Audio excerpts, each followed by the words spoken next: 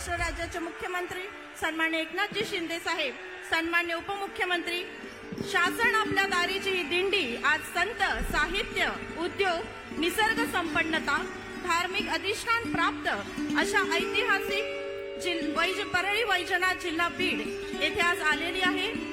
दीपज्योती परब्रह्म दीपज्योतीर जनार्दना दीपो हरतु मे पापम दीपज्योतीर नमोस्तुते दीपज्योतीर नमोस्तुते। आपल्या सगळ्यांना मान्यवरांना विनंती करते की कृपया आपण स्थानापन्न व्हावं। महाराष्ट्र राज्याचा अभिमान आणि स्वाभिमान असलेलं पुन्हा एकदा सगळे सन्मान्य मान्यवरांनी स्थानापन्न व्हावं। फुले शाहू आंबेडकरांच्या महाराष्ट्र राज्यात आपण राज्यगीताने आजच्या कार्यक्रमाची सुरुवात करत आहोत। महाराष्ट्र राज्याचं राज्यगीत अभिमान गीत मी पोलीस प्रशासनाला विनंती करते, कृपया आपण जय जय महाराष्ट्र पोलीस बँडच्या तालात या ठिकाणी सुरुवात करावी। महाराष्ट्र गीताकरिता कृपया आपण सगळ्यांनी उभं राहावं, आहात त्या जागेवरती उभं राहावं। पोलीस प्रशासनाला विनंती।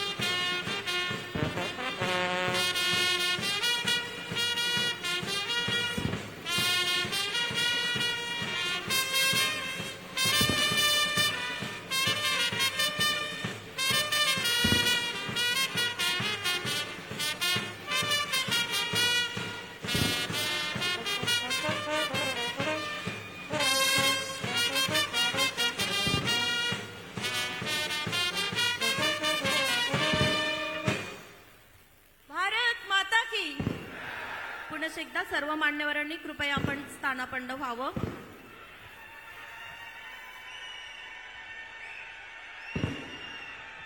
या परळी वैजनाथ मतदारसंघाचे लोकप्रिय आमदार आणि या जिल्ह्याचे सन्माननीय पालकमंत्री, महाराष्ट्र राज्याचे कर्तव्यदक्ष मंत्री माननीय धनंजयजी मुंडे साहेब, मी आपणास विनंती करते की आपण महाराष्ट्र राज्याचे सन्माननीय मुख्यमंत्री एकनाथजी शिंदे साहेब यांचा या ठिकाणी सन्मान करावा, स्वागत करावं, सत्कार करावा।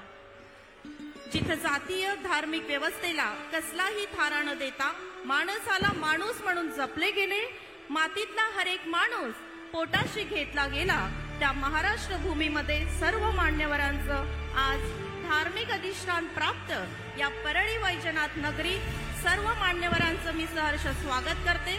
विराट संस्कृतीचे माहेरघर म्हणजे बीड जिल्हा, श्री वैजनाथ, वरदायिनी माता योगेश्वरी, आद्य मराठी कवी मुकुंदराज, नायगाव मयूर अभयारण्य, 3.5 शक्तिपीठांपैकी एक शनी महाराज, हेमाडपंथी वास्तुकलेचा अत्यंत उत्तम नमुना असलेले योगेश्वरी मंदिर, कपिलधारचे मन्मथ स्वामी समाधी, राष्ट्रकुळाचा समर्थ पुरावा असलेलं केदारेश्वर मंदिर, कपिलधारचे स्वामी, अनेक पुरातन मंदिरे, गहिनीनाथ मंदिर, मच्छिंद्रनाथ, नारायणगड, सीताफळासाठी प्रसिद्ध असलेला हा जिल्हा, दासपंथांचे हस्तलिखित ज्या ठिकाणी उपलब्ध आहे तो बीड जिल्हा, अशी देखणी निसर्ग संपन्नता, धार्मिक अधिष्ठान, साहित्य संपदा, उद्योग संपन्नता आणि संतांची पावनभूमी अशा सर्व गुण संपन्न बीड जिल्ह्यात सर्व मान्यवरांचं आणि उपस्थित सर्व समुदायाचं मनपूर्वक स्वागत करते, शब्द सुमनाने सहर्ष स्वागत करते। खरं तर ऊसतोड कामगारांचा जिल्हा म्हणून एक कष्टप्रद ओळख महाराष्ट्राला असताना इथल्या लोकांनी आमच्याच रक्तात कष्ट आहे आणि म्हणून श्रम प्रतिष्ठा मिळवून देणारा हा बीड जिल्हा सन्माननीय पालकमंत्री श्री धनंजयजी मुंडे साहेब आपणास सहर्ष आमंत्रित करते। महाराष्ट्र राज्याचे कर्तव्यदक्ष मुख्यमंत्री श्री एकनाथजी शिंदे साहेब ज्यांच्या संकल्पनेत शासन आपल्या दारी समस्त महाराष्ट्रभर यशस्वीपणे सुरू आहे, त्या सन्माननीय मुख्यमंत्र्यांचं स्वागत खास वाराणसीवरून आणलेला शिवलिंगाची प्रतिमा देऊन आदरणीय धनंजयजी मुंडे साहेब आपण मान्यवरांचं स्वागत करावं।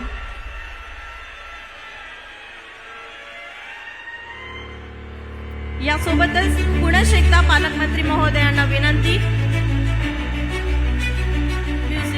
म्युझिक सन्माननीय उपमुख्यमंत्री श्री देवेंद्रजी फडणवीस साहेब यांचं देखील वाराणसीवरून थेट बीड नगरीत आलेल्या या अतिशय सुंदर चांदीची शिवलिंग प्रतिमा भेट देऊन माननीय आणि तुम्हा सगळ्यांचे लाडके पालकमंत्री श्री धनंजयजी मुंडे साहेब आपण स्वागत करावं। जोरदार टाळ्यांनी स्वागत करूया महाराष्ट्र राज्याचे उपमुख्यमंत्री श्री देवेंद्रजी फडणवीस साहेब।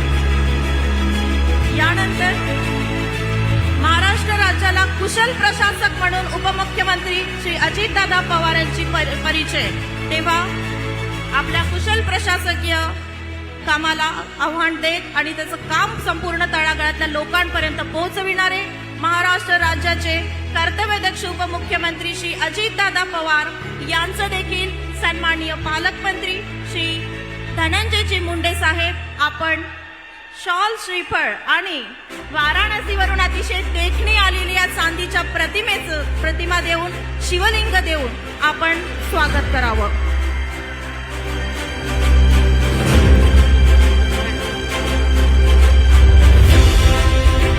यानंतर बीड प्रशासनाच्या जिल्हाधिकारी सन्माननीय दीपा मुंडे मुधोळ मॅडम आपणास विनंती, आपण सन्माननीय मुख्यमंत्र्यांचं कृषी विभागाच्या वतीने रेशमाचा हार, रेशीम उत्पादनात अग्रेसर असलेला बीड जिल्हा, म्युझिक टेक्निशियन प्लीज म्युझिक, कृषी विभागाच्या वतीने अतिशय देखणा रेशीम हार देऊन आपण उपमुख्यमंत्री श्री देवेंद्रजी फडणवीस साहेब यांचं मिलेट्स बास्केट देऊन सुद्धा स्वागत करावं। अतिशय महत्वाचं भेटवस्तू देऊन महाराष्ट्र राज्याचे उपमुख्यमंत्री श्री अजितदादा पवार, सन्माननीय श्री अजितदादा पवार यांचं देखील कृषी विभाग निर्मित रेशीम हार देऊन आपण स्वागत करत आहोत। यासोबत विचारपीठावरील सर्व मान्यवरांचं स्वागत सन्माननीय मुख्य कार्यकारी अधिकारी जिल्हा परिषद बीड श्री पाठक सर आपण उपस्थित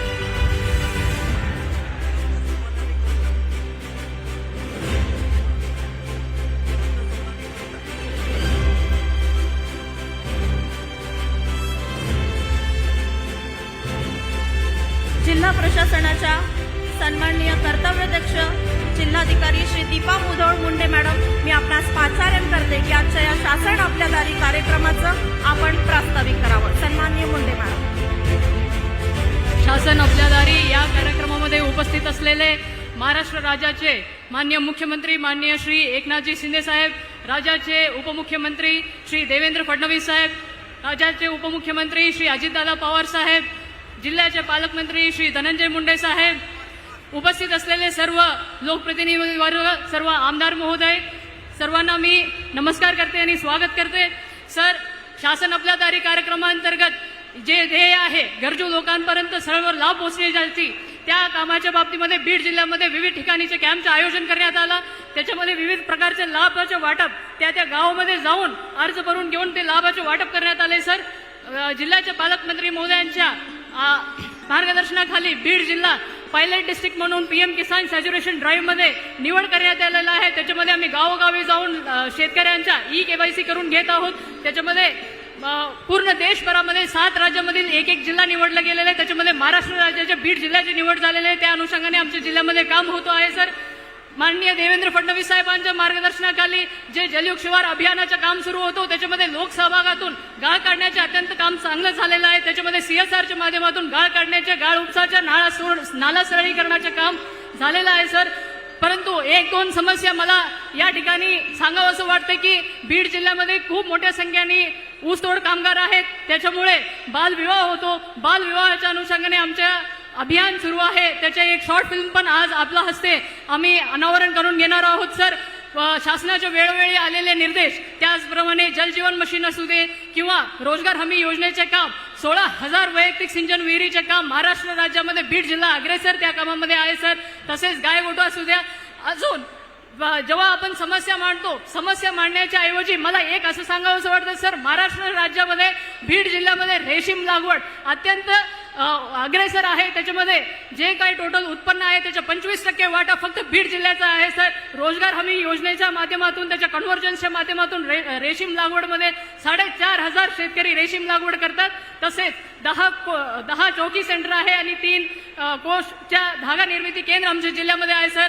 या सर्व गोष्टींच्या आणि आता जे ऑनलाईन उद्घाटन होणार आहे, सर्व मुख्यमंत्री, सर्व उपमुख्यमंत्री, पालकमंत्री, सर्व लोकप्रतिनिधींच्या प्रयत्नातून बीड जिल्ह्यामध्ये अत्यंत काम शासनाचे तंतोतंत निर्देश पालन करत आहोत सर. जय हिंद, जय महाराष्ट्र. हा कार्यक्रम खरं तर लाभार्थ्यांचा आहे आणि आपल्याकडे 35 लाभार्थी आहेत. आता मी सगळ्यांना विनंती करतो, आपल्यामध्ये जरा शैफुद्दीन पठाण, माजी कन्या भाग्यश्री मधून तिला 25,000 रुपये मिळालेले आहेत. पटकन यायचं आहे, सगळ्यांनी लवकर यायचं आहे. जरा शैफुद्दीन पठाण, माजी कन्या भाग्यश्री मध्ये तिला 25,000 रुपये, आज 25,000 रुपयांचं अनुदान मिळत आहे. त्यानंतर दिव्या विनोद ढवळे यांना अंगणवाडी मदतनीस, दिव्या विनोद ढवळे यांना अंगणवाडी मदतनीस असं आज नियुक्ती मिळालेली आहे, दिव्या विनोद ढवळे. त्याच्यानंतर सुभाष सोनाजी थेटे यांना एकात्मिक फलोत्पादक विकास अभियान याच्यातर्फे 1,53,000 रुपयाचं आज ड्रॅगन फ्रूटची लागवड करणार आहेत हे, आणि यांना तो चेक मिळत आहे. याच्यानंतर चंद्रकला परशुराम सोनावणे यांना प्रधानमंत्री सूक्ष्म अन्न प्रक्रिया उद्योग याच्यामध्ये कर्ज मंजुरी पत्र मिळत आहे. त्यांना 80,000 रुपयाचं हे मिळालेलं आहे आणि त्या मिरची कांडप यंत्र हे असं सुरू करणार आहेत. त्याच्यानंतर चंद्रसेन त्रिंबक चौरे यांना पीक विमामध्ये अग्रिम प्रमाणपत्र मिळत आहे. सोयाबीनचं 5,666 रुपये पीक विम्याचं अग्रिम प्रमाणपत्र आज त्यांना मिळत आहे. 1 रुपयात त्यांनी पीक विमा घेतलेला होता. त्यानंतर शिवाजी श्रीमंत खरबाड यांनी FPO फार्मर प्रोड्युसर ऑर्गनायझेशन मध्ये, यांच्यासाठी जोरदार टाळ्या होऊन जाऊ द्या मित्रांनो, 1,16,30,000 रुपये, 1,16,30,000 रुपये याचं एवढं अनुदान त्यांना मिळत आहे. आणि याच्यातून हे गोडाऊन सुरू करणार आहेत. त्या गोडाऊनमध्ये 2,000 मेट्रिक टनची कपॅसिटी आहे. त्यानंतर किशोर पवार यांना प्रधानमंत्री आवास योजनेतून 1,20,000 रुपयाचं घरकुल मिळत आहे. तसंच बबन जाधव यांना पारडी आवास योजनेतून 1,20,000 रुपयाचं घरकुल मिळत आहे. त्याच्यानंतर किशोर ज्ञानेश्वर जाधव यांना सुद्धा घरकुल मिळत आहे. किशोर सगळ्यांनी एकत्र यायचं आहे. त्याच्यानंतर आपल्याकडे उमेदमधल्या काही महिला आहेत. त्या उमेदमधल्या महिलांना आशा तुकाराम गवळी, किशोर ज्ञानेश्वर जाधव यांना घरकुल मिळत आहे रमाई आवास योजनेतून. त्याच्यानंतर उमेदमधल्या काही महिला आहेत, त्याच्यामध्ये आशालता तुकाराम गवळी यांना उमेद अभियानाअंतर्गत 3 लाख रुपयाचा मानधनाचा चेक मिळत आहे. त्यांनी छत्रपती महिला स्वयंसहायता समूह आहे आणि या समूहाला तो चेक आज मिळत आहे. त्याच्यानंतर प्रियांका विश्वनाथ काळे ह्या आपण उमेदमधल्या महिला आहेत, त्यांना 16 लाख रुपयाचा चेक मिळत आहे आणि त्याच्यामधून ते डाळ मिल आणि इतर व्यवसाय, ग्रेडिंग, कूलिंग, सॉर्टिंग, पॅकिंगचा व्यवसाय करणार आहेत. त्यानंतर नानासाहेब विश्वंभर गात यांना गुरांच्या गोठ्यासाठी 86,000 रुपयाचं आज मानधन मिळत आहे. गुरांचा गोठा आज त्यांचा सँक्शन झालेला आहे. त्यानंतर सोमा सेवा जाधव सोमसेवा जाधव यांना अहिल्यादेवी सिंचन विहीरमध्ये 4 लाख रुपये मिळत आहेत. ते आता स्वतःची विहीर काढणार आहेत. 4 लाख रुपयाचं मानधन आज मिळत आहे, त्यामुळे त्यांची विहीर होणार आहे. त्यानंतर रणजित बाबूराव लोंढे हे ऊसतोड कामगार आहेत आणि ऊसतोड कामगार ओळख प्रमाणपत्र हा जिल्हा पहिला जिल्हा आहे जे ऊसतोड प्रमाणपत्र पहिल्यांदाच देत आहे. जोरदार टाळ्या होऊन जाऊ द्यात मित्रांनो. आता यांना सगळ्या योजना मिळतील. ऊसतोडी कामगारांच्या सगळ्या योजना ते पात्र झालेत. त्यानंतर सचिन सहदेव घरात यांना कुसुम योजनेतर्फे 3 HP पंप मिळणार आहे. कुसुम योजना खूप महत्वाची योजना आहे. त्यानंतर श्याम शरद माटे यांना मुख्यमंत्री रोजगार निर्मिती योजना याच्यामधून 13,50,000 रुपयाची झेरॉक्स मशीन त्यांनी घेतली आहे आणि त्यांना आता व्यवसायाला खूप मोठा सपोर्ट मिळणार आहे.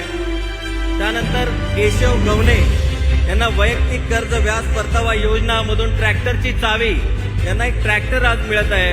ट्रॅक्टरची चावी आज मिळत आहे. 2.4 लाख रुपये एवढी सबसिडी त्यांना मिळालेली आहे.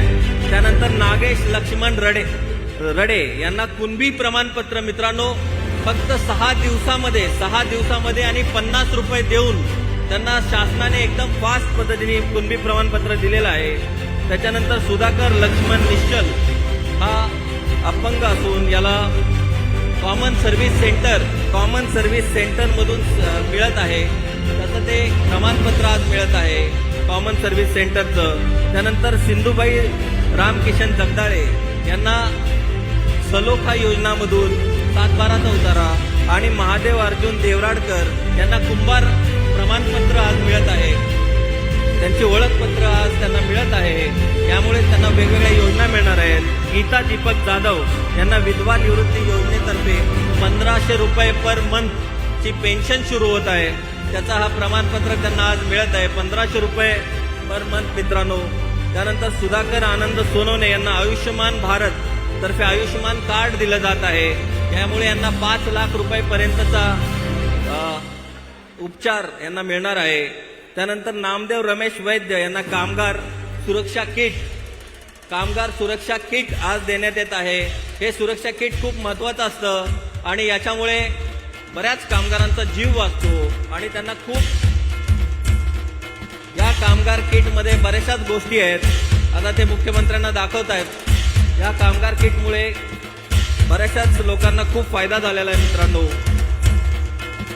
आणि त्यानंतर धनंजय माणिकराव चव्हाण यांना वन टाइम सेटलमेंट या स्कीम तर्फे हे मिळत आहे. वन टाइम सेटलमेंट स्कीमचे प्रमाणपत्र मिळत आहे. आणि मित्रांनो मयत ऊसतोड कामगारांच्या वारसदारांना प्रत्येकी 5 लाख रुपये आर्थिक मदत पहिल्यांदा जोरदार टाळ्या होऊन जाऊ द्यात मित्रांनो. ऊसतोड कामगारांच्या वारसदारांना प्रत्येकी 5 लाख रुपये याचा चेक असे काही प्रातिनिधिक स्वरूपात तिथं चेक वाटण्यात येत आहेत.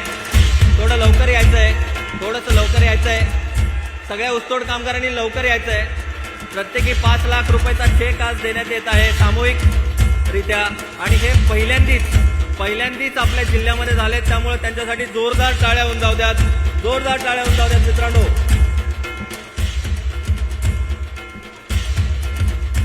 ऊसतोड कामगारांना प्रत्येकी 5 लाख रुपये त्यांच्या वारसदारांना त्याचे चेक वाटप आज होत आहे आणि हा शेवटचा लाभ आहे आता आपला इथला.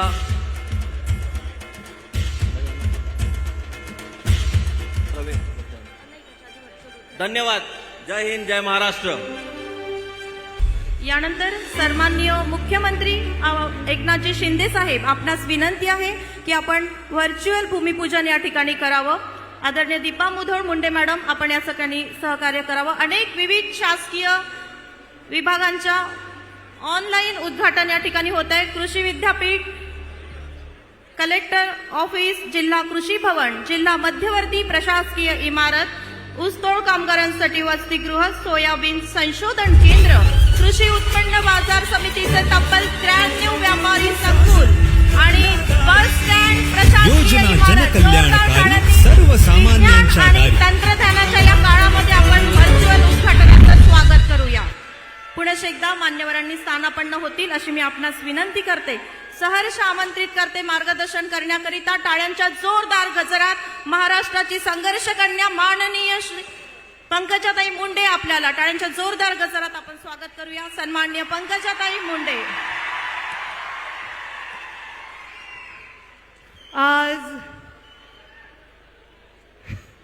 परळी या वैद्यनाथाच्या नगरीमध्ये आणि आपले सर्वांचे लाडके लोकनेते गोपीनाथाच्या नगरीमध्ये मंचावर विराजमान या विशिष्ट असा कार्यक्रम ज्यांनी केलाय. शासनाच्या दारात तुम्हाला जायची गरज नाही, तर शासन तुमच्या दारात येणार आहे असा कार्यक्रम ज्यांनी पूर्ण महाराष्ट्रभर राबवत आहेत ते या महाराष्ट्राचे लोकप्रिय मुख्यमंत्री एकनाथजी शिंदे साहेब, मंचावर उपस्थित या महाराष्ट्राचे उपमुख्यमंत्री आदरणीय देवेंद्र फडणवीस, मंचावर उपस्थित या महाराष्ट्राचे दुसरे आमच्या परळीमध्ये अशा कार्यक्रमात ज्यांचा पहिल्यांदा योग आला ते उपमुख्यमंत्री आदरणीय अजितदादा पवार. हा कार्यक्रम ज्यांनी आयोजित केलेला आहे ते या जिल्ह्याचे पालकमंत्री धनंजय मुंडे, मंचावर उपस्थित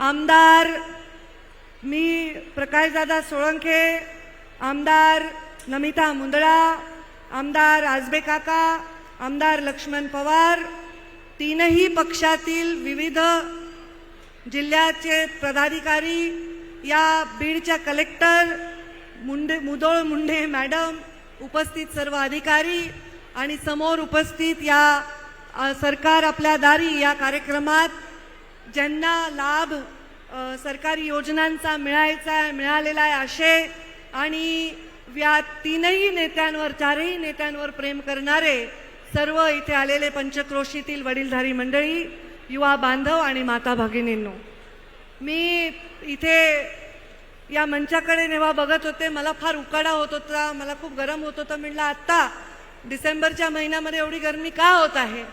मग माझ्या लक्षात आलं की शिंदे, पवार आणि फडणवीस तिघही एका मंचावर हे परळीच्या या कार्यक्रमाला आलेले आहेत.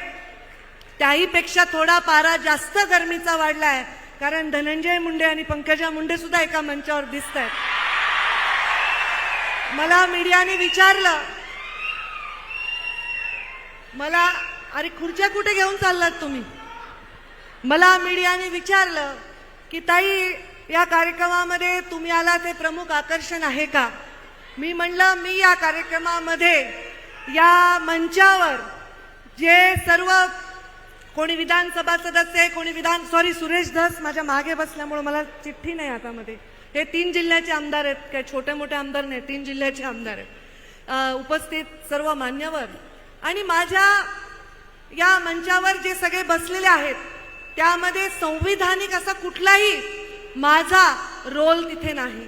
पण या जिल्ह्याची 5 वर्ष पालकमंत्री म्हणून काम करत असताना, या राज्याच्या 4 मंत्रालयाचा आणि नंतर 2 मंत्रालयाचा कारभार काम करत असताना, या बीड जिल्ह्याची आणि या परळी मतदार संघाची सेवा करत असताना एक मनापासून इच्छा होती की ज्या वैद्यनाथाला स्पर्श करून आपण दर्शन घेतो, आपलं विष वैद्यनाथाला देऊन त्याचं अमृत घेऊन जातो, त्या वैद्यनाथाचा तीर्थक्षेत्राचा विकास व्हावा आणि पूर्ण देशातून येणाऱ्या लोकांना इथे सोय व्हावी.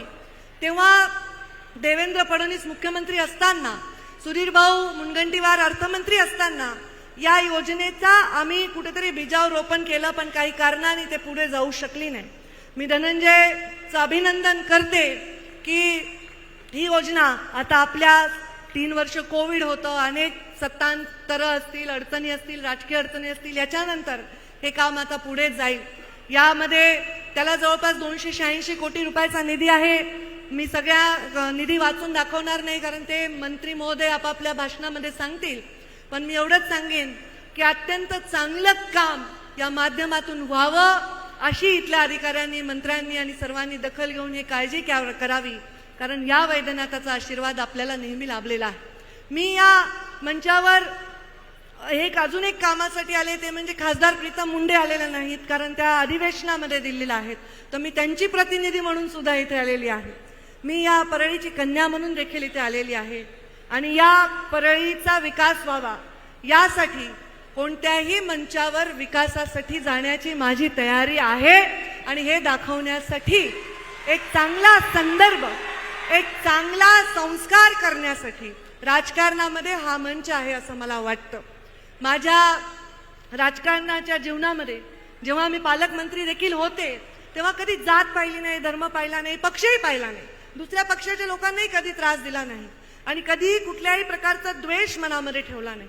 एवढंच कारण होतं की या जिल्ह्याच्या लोकांचं कर्ज माझ्या डोक्यावर आहे, धनंजयच्या पण डोक्यावर आहे. कारण आमच्या डोक्यावर ज्यांचा आशीर्वाद आहे त्या मुंडे साहेबांना तुम्ही सतत प्रेम दिलंय, सतत त्यांची मान वर ठेवली आहे आणि त्यामुळे ते ऋण आम्ही फेडतोय. आमची पुढची पिढी फेडेल, त्यांची पुढची पिढी फेडेल, तरी ते ऋण फेडणार नाही, एवढं मोठं ऋण आहे. आणि तो विकास तुमच्या पदरात देणं हे आमचं कर्तव्य आहे. गे मायभू तुझे मी फेडीन पांग सारे आणि न आरतीला हे सूर्य चंद्र तारे, हे जर तुमच्यासाठी म्हणलं तर कमी होणार नाही. आणि म्हणून तुमच्या या विकासासाठी माझी परळी नगरी, या परळीची पहिल्यांदा विधानसभेची सदस्य म्हणून मला सभागृहात जायची संधी मिळाल्यामुळे 4 गोष्टी करता आल्या, त्यामुळे मंत्री म्हणून काम करता आलं आणि आज या परळीच्या विकासासाठी मी खांद्याला खांदा लावून सगळ्यांच्या बरोबर काम करेन. सामान्य माणसाच्या हितासाठी, वंचितांचा वाली आणि वाणी बनण्यासाठी, हे काम करण्यासाठी आम्ही सर्व इथे खांद्याला खांदा लावून काम करू असं या निमित्ताने सांगेन. मी मुख्यमंत्री आणि मंत्री महोदयांना एवढंच विनंती करेन की आता 3ही राज्यामध्ये सरकार आलेलं आहे, भारतीय जनता पार्टीचं आलेलं आहे. त्या राज्यांमधल्या काही अशा योजना आहेत, जसं मध्य प्रदेशची लाडली बहिणा योजना आहे, तिथलं ओबीसीच्या आरक्षणाचा विषय जसा त्यांनी मार्गी लावला, हे जर विषय आपण मार्गी लावले तर हे लोक आपल्याला दारात परत यायची, सरकार आपल्या दारीची गरज पडणार नाही, दारात येऊन आशीर्वाद देतील, दारात येऊन आपल्याला परत संधी देतील असं यावेळी मी आत्मविश्वासाने सांगते. आणि फार वेळ न घेता मी माझी रजा घेते, आपल्या सर्वांची रजा घेते, माझ्या वाणीला विराम देते. धन्यवाद. जय हिंद, जय महाराष्ट्र. परळीवासियांनो, महाराष्ट्राला एक संघर्षशील, तरुण, तडफदार आणि ध्येयवेड नेतृत्व आपण दिलंय, तेव्हा टाळ्यांच्या जोरदार गजरात आमंत्रित करते आपले लाडके पालकमंत्री श्री धनंजयजी मुंडे साहेब.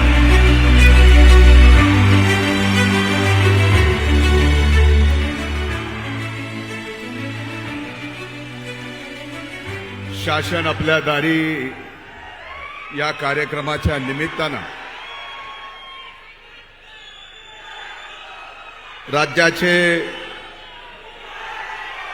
माननीय मुख्यमंत्री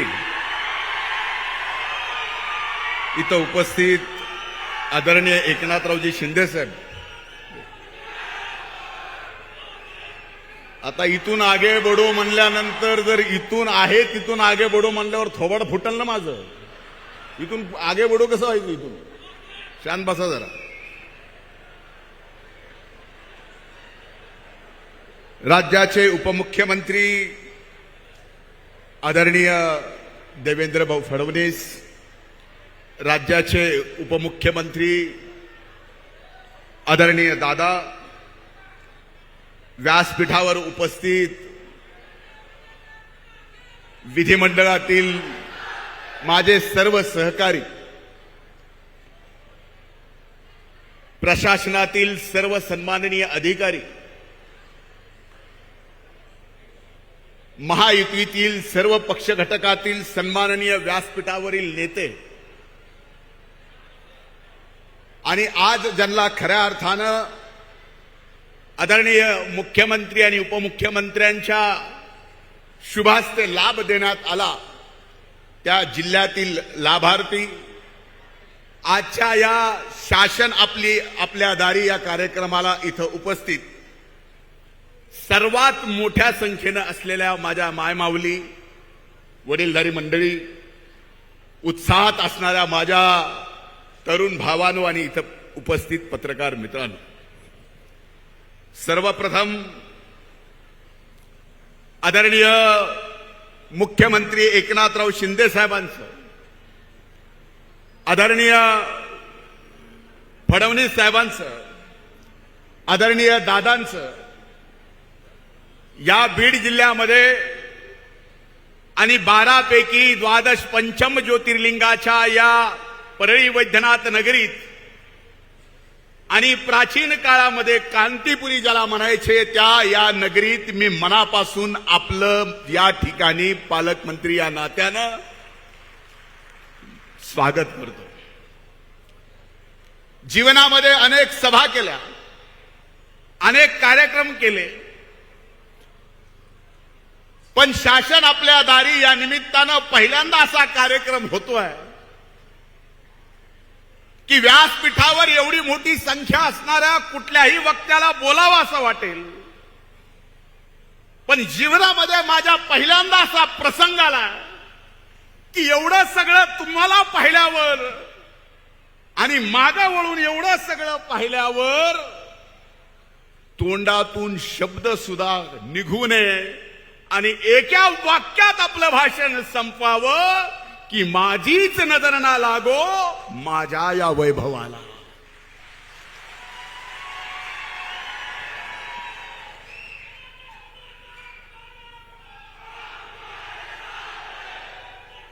माननीय मुख्यमंत्री महोदय स्वतः दारात आलेत. आज बीड जिल्ह्यातल्या 36,000 लाभार्थ्यांना प्रत्यक्ष लाभ दिला, पण या तिघांमुळं बीड जिल्ह्याच्या इतिहासात एवढा निधी कधीही आला नाही. ते 1400 कोटी रुपयाच्या निधीचं आज या बीड जिल्ह्याच्या मातीत विकास कामाच्या रूपानं भूमिपूजन केलं. 1400 कोटी रुपये दिले, त्याबद्दल मी मनापासून आपले आभार मानतो.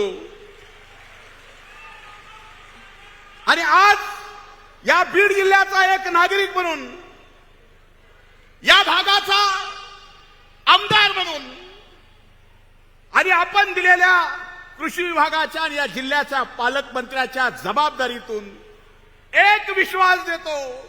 आज ज्या पद्धतीनं ताकदीनं आपण बीड जिल्ह्याच्या पाठीमागं आणि बीड जिल्ह्याचं मागासलेपण दूर करण्यासाठी विकासाची गंगा या ठिकाणी देताय, थोडेसे आणखीन हात ढिले करा.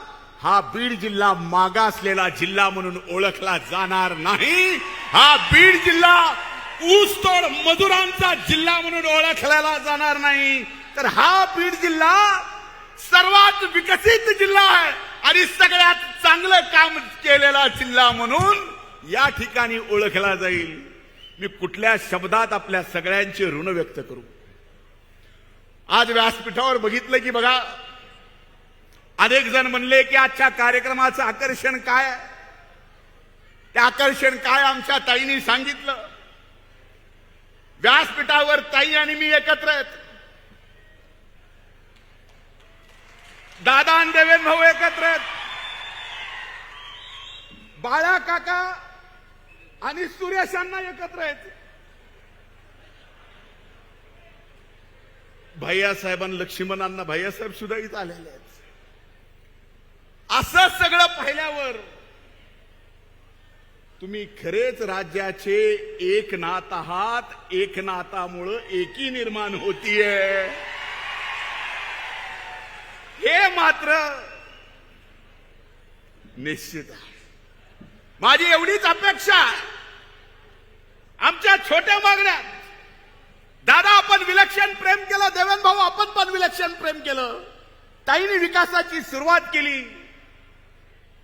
आता विकासाच्या मध्यावर कुठेतरी आहोत आणि आज या व्यासपीठावर तुमच्या सर्वांच्या साक्षीनं आणि बीड जिल्ह्यातल्या या मायबाप जनतेच्या साक्षीनं शब्द देतो की आम्ही दोघं मिळून आणि इथं जे जे तुम्हाला सगळे एक दिसते सगळे एकत्र मिळून या बीड जिल्ह्याचा विकास करून दाखवू. याच्या पलीकडे दुसरं कुठलं वचन देऊ शकत नाही. आज परळीच्या 12 ज्योतिर्लिंगाच्या 283 कोटी रुपये, शिवपुराणामध्ये या 12 पंचम ज्योतिर्लिंगाचं आगळं वेगळं स्थान आहे. मी आज बोललो तर त्याचा वेगळा अर्थ कोणी घेऊ नका. याला शिवपुराण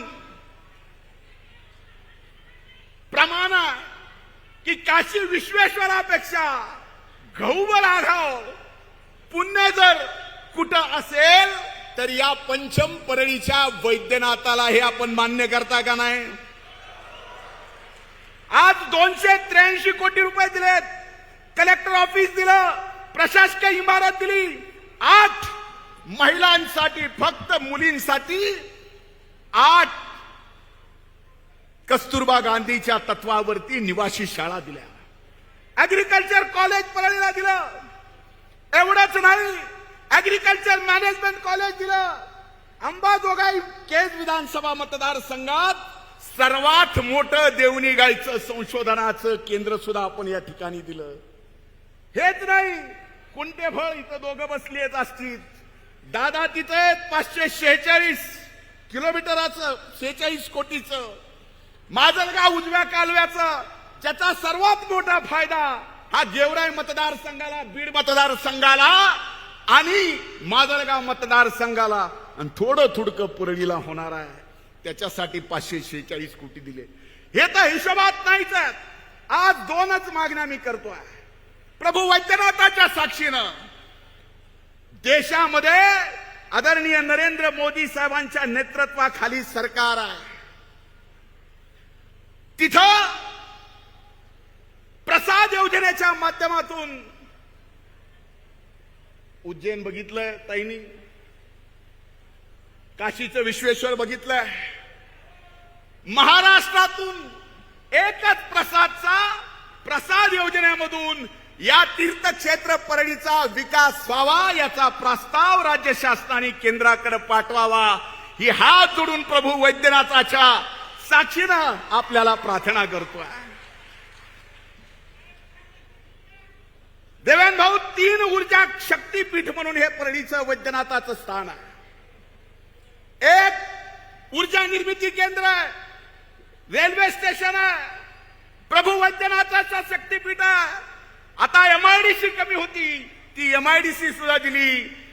आदरणीय शिंदे साहेबांना माझी विनंती आहे, कोकणात परवा दिवशी तुम्ही कोका कोला नेला, आम्हाला फॅन्टा तरी इथे MIDC द्या.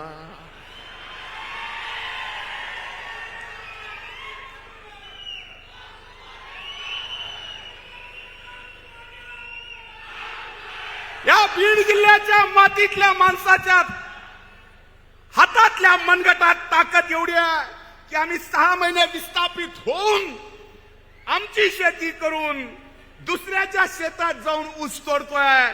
तुम्ही जर थोडी आपण सर्वांनी ताकद मिळून या बीड जिल्ह्याच्या जनतेला दिली तर हा बीड जिल्ह्यातला प्रत्येक शेतकरी 12 माही शेती करून आपल्या मनगटाची ताकद आपल्या काळ्या मातीत वापरून स्वतःची आर्थिक क्रांती करून घेतल्याशिवाय राहणार नाही. दादा, पहिल्यांदा तुम्ही परळी वैद्यनाथाला उपमुख्यमंत्री असताना, आता दादानी घड्याळ बघितली म्हणजे मला कळालं,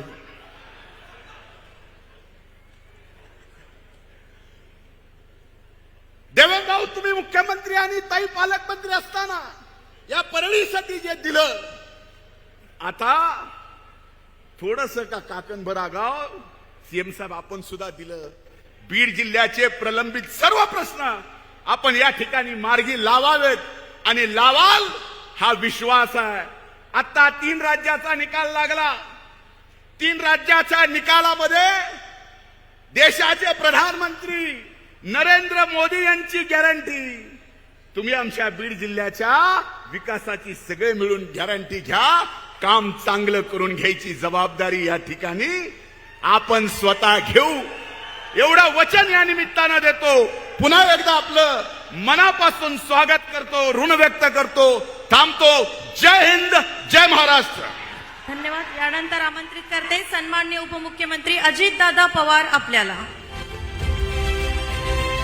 आजच्या कार्यक्रमाला उपस्थित असणारे महाराष्ट्राचे लाडके मुख्यमंत्री एकनाथरावजी शिंदे, मंत्रिमंडळातील आमचे उपमुख्यमंत्री देवेंद्रजी फडणवीस, पालकमंत्री धनंजय मुंडे, पंकजाताई मुंडे, प्रकाशदादा सोळंकी, लक्ष्मणराव पवार, बाळासाहेब आजबे, सुरेश धस, नमिताताई मुंदडा, माजी आमदार भीमराव धोंडे, संजय दौंड, मधुसूदन केंद्रे, राष्ट्रवादीचे अध्यक्ष राजेश्वर चव्हाण, शिवसेनेचे सचिन मुळूक, कुंडलिक खांडे, भाजपचे राजेंद्र मस्के, बहुजन विकास मोर्चाचे बापूराव पोटभरे, पापा मोदी, डॉक्टर योगेश क्षीरसागर, वाल्मिक कराड, जयसिंग सोळंके, अजय मुंडे, वैजनाथ सोळंके, बाजीराव धर्माधिकारी, रमेश अडसकर, अशोक डग, अनेक राजकीय पक्षाचे मान्यवर इथं उपस्थित आहेत. ते सर्व विविध राजकीय पक्षाचे उपस्थित असणारे आजी माजी पदाधिकारी, शासनाचे आयजी, विभागीय आयुक्त, जिल्हाधिकारी, पोलीस अधीक्षक, मुख्य कार्यकारी अधिकारी, शासनाचा विविध खात्याचा उपस्थित असणारा अधिकारी वर्ग, माझ्या बीड जिल्ह्याच्या कानाकोपऱ्यातून आलेले सगळे लाभार्थी, सगळे प्रतिष्ठित नागरिक, ग्रामस्थ, पत्रकार मित्र, बंधू भगिनींनो आणि माझ्या तरुण मित्रांनो, जरा उशीर झाला. खरं तर हा कार्यक्रम बऱ्याच दिवसापूर्वी होणार होता, पण सतत काही ना काही महत्वाचे कामं निघायची आणि त्याच्यामुळे कार्यक्रम पुढे ढकलला जायचा. आता देखील उद्याच्याला डॉक्टर बाबासाहेब आंबेडकरांच्या महापरिनिर्वाण दिनाच्या निमित्तानं चैत्यभूमीला जाऊन सकाळी मुख्यमंत्र्यांना आम्ही सगळेजण तिथं दर्शन घेणार आहोत आणि तिथून नागपूरला जाणार आहोत, कारण परवा दिवशीपासून अधिवेशन आहे. हिवाळी अधिवेशन म्हणून जे आपण ओळखतो ते नागपूरला होत आहे आणि त्याच्यामुळं कार्यक्रम घ्यायचा नाही घ्यायचा त्याच्यामध्ये धनंजयला बरंच काही मिरवणूक काढायची होती, इतर कार्यक्रम घ्यायचे होते. पण सकाळी एक राज्यपाल महोदयांनी शालेय शिक्षण विभागाचा कार्यक्रम घेतला, तिथं मुख्यमंत्र्यांना जाणं क्रमप्राप्त होतं, त्यामुळे थोडासा उशीर झाला. हवामान बदललंय. ह्या दिवसामध्ये कधी गारपीट पाऊस आपण डिसेंबरमध्ये बघितला नव्हता, परंतु ग्लोबल वॉर्मिंगचं संकट आलंय, चक्रीवादळ आलंय. आंध्र प्रदेश, तामिळनाडू, इथं तेलंगणा त्याचा झटका बसलेला आहे आणि त्याच्यामुळं राज्य सरकार ह्या सगळ्या गोष्टीची नोंद घेत आपल्या बळीराजाला मदत झाली पाहिजे अशा प्रकारची भूमिका आहे. आणि त्याच्यातूनच एकनाथराव शिंदेच्या मनामध्ये कल्पना आली, महायुतीच्या सरकारच्या मनात कल्पना आली, शासन आपल्या दारी, लोकांना हेलपाटे मारून द्यायचे नाही. जे काही केंद्र सरकारच्या योजना असतील, राज्य सरकारच्या योजना असतील, ते आमच्या लाभार्थीच्या दारामध्ये जाऊन त्याला तिथं द्यायच्या. आत्ताही आपण त्याचा प्रात्यक्षिक त्या ठिकाणी बघितलं. अनेकांना आपण लाभार्थ्यांना लाभ देण्याचा प्रयत्न केला. करोडो लोकांना आपण आतापर्यंत लाभ दिलाय. अजूनही महाराष्ट्रातल्या इतर जिल्ह्यामध्ये त्या ठिकाणी जायचंय. आज इथं येत असताना 12 ज्योतिर्लिंगापैकी एक असलेल्या परळीच्या प्रभू वैजनाथाच्या ऐतिहासिक पवित्र भूमीत शासन आपल्या दारी या निमित्तानं अभियानाच्या महायुतीचं संपूर्ण शासनच खऱ्या अर्थाने आज बीडकरांच्या दारी आलेलं आहे. मी आपल्या सगळ्यांचं या निमित्तानं स्वागत करतो. प्रभू वैजनाथाच्या चरणी नतमस्तक देखील होतो. इथली पवित्र भूमी अनेक मोठ्या मोठ्या मान्यवरांच्या नावाची भूमी म्हणून ओळखली जाते. ही भूमी देवदैवतांची भूमी आहे, संत महात्म्यांची भूमी आहे, महापुरुषांची भूमी आहे, भगवान श्री कनकालेश्वरांची भूमी आहे, श्री खंडेश्वरीची, तसंच मन्मथ स्वामींची, विमलनाथांची अशा प्रकारची भूमी आहे. अंबेजोगाईच्या आपल्या योगेश्वर देवीची भूमी आहे, कुलस्वामीची सटवाई देवीची भूमी आहे आणि 12 ज्योतिर्लिंगापैकी ज्याचा उल्लेख धनंजयने आपल्या भाषणामध्ये केला त्या परळीच्या प्रभू वैजनाथाची भूमी आहे, दासोपंत महाराजांची भूमी आहे. त्याच्यामुळे या समस्त देवदेवतांच्या चरणी मी वंदन करतो आणि बीड जिल्ह्याच्या महाराष्ट्राच्या विकासासाठी काम करत असणाऱ्या ह्या महायुतीच्या सरकारला बळ दे असं साकडं देखील आपल्या सर्वांच्या साक्षीनं मी या ठिकाणी देवतांच्या चरणी त्या ठिकाणी घालतो.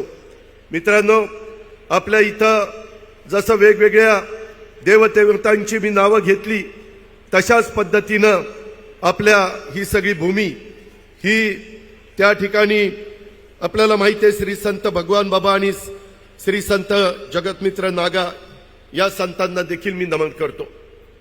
आज वेळ आमच्याकडे कमी आहे. मुख्यमंत्री उपमुख्यमंत्र्यांना मार्गदर्शन करायचं आहे. अनेक काही मुद्दे इथं काढलेले आहेत.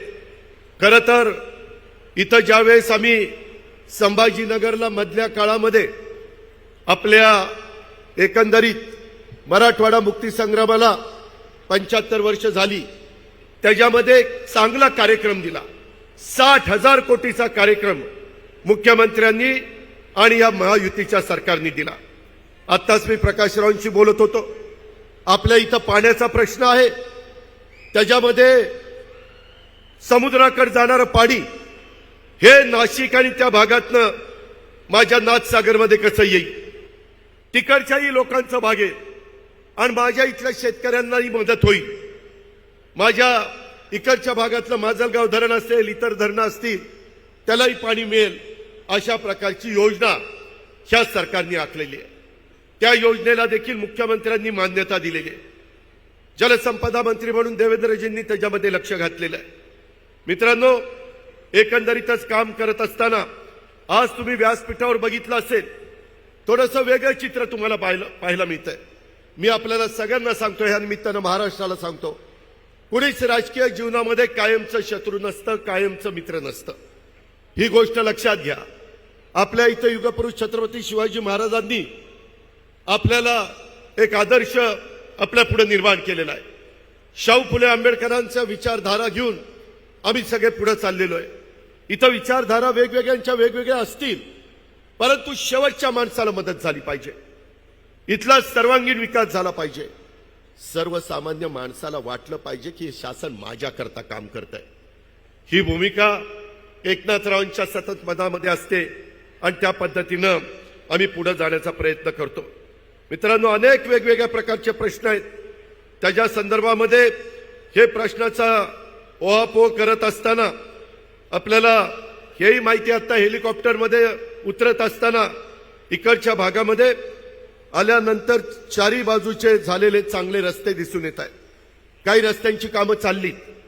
येताना देखील माजी मुख्यमंत्र्यांची, उपमुख्यमंत्र्यांची चर्चा चालू होती.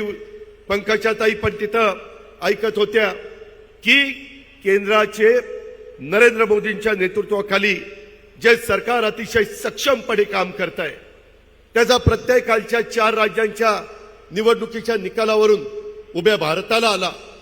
आणि आज भारत देश पुढे झाला पाहिजे. त्याच्यामध्ये देशामध्ये नाही तर जगामध्ये भारताची शान मान वाढली पाहिजे. भारताची अर्थव्यवस्था मजबूत झाली पाहिजे. आपण $5 ट्रिलियन पर्यंत पोहोचलं पाहिजे. त्याच्यामध्ये महाराष्ट्र $1 ट्रिलियन असला पाहिजे. अशा प्रकारे आम्ही सगळेजण काम करतोय. त्याच्यामध्ये विरोधाला विरोध करून काही चालणार नाही. आणि म्हणून राष्ट्रवादी काँग्रेस पक्षाने मधल्या काळामध्ये देशाचे नेते नरेंद्र मोदींच्या आपण भरभक्कम पाठिंबा दिला पाहिजे. अशा प्रकारचे नेतृत्व सारखं सारखं त्या ठिकाणी मिळत नाही आणि त्याच्यामुळं ह्या नेतृत्वाला आपण अधिक पाठबळ दिलं पाहिजे.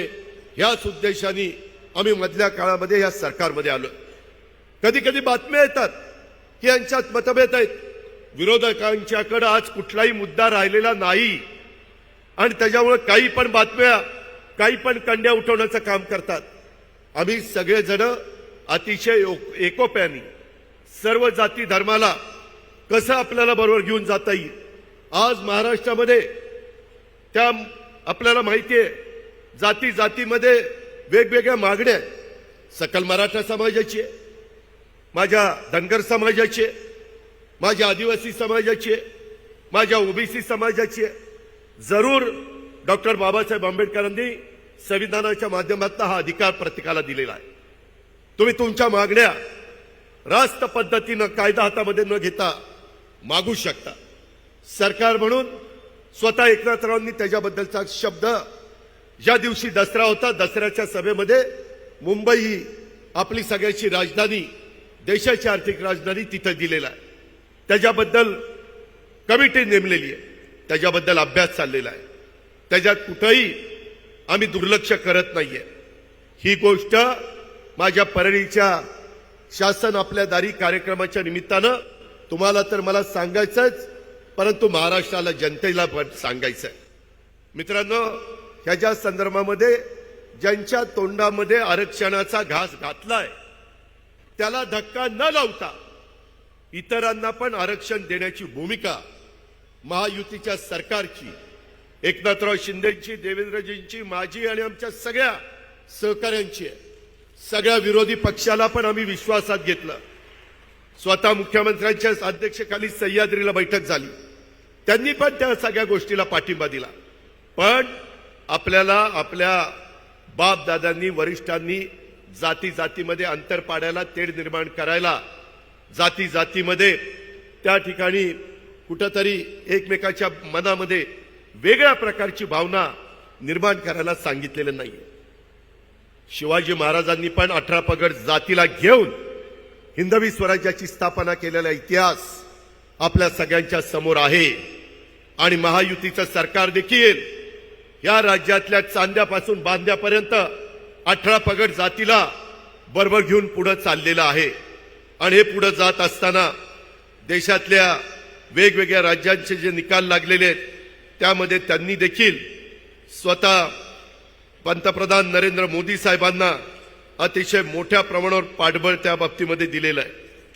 आज हे सगळं काम करत असताना मला आवर्जून तुम्हाला सगळ्यांना सांगायचं आहे, योजना तर इतक्या आहेत, त्या सगळ्या योजनांचा फायदा तुम्ही घेण्याचा प्रयत्न करा. त्यामध्ये कुणालाही आम्ही दुर्लक्षित त्या ठिकाणी ठेवू इच्छित नाही. मला आपल्याला सगळ्यांना सांगायचं की इतक्या वेगवेगळ्या प्रकारच्या योजना आपण दिलेल्या आहेत. त्याच्यामध्ये तुमचे पालकमंत्री धनंजय मुंडे यांच्याकडे एकनाथरावांनी कृषी खात्याची जबाबदारी दिलेली आहे.